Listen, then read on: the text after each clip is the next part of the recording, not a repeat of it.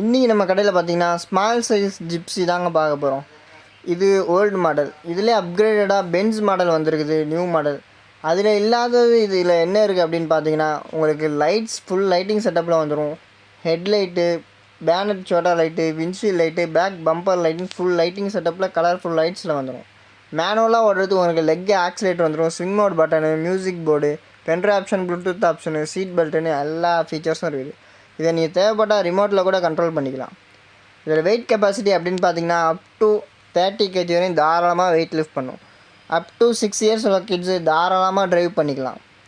இதிலே block, blue, ரெட்டுன்னு 3 colours நம்மக்கிட்ட அவைலபிளாக இருக்குது. இந்த மாதிரி மெனி கலெக்ஷன்ஸ் நம்ம ரேடான் டாய்ஸில் இருக்குது.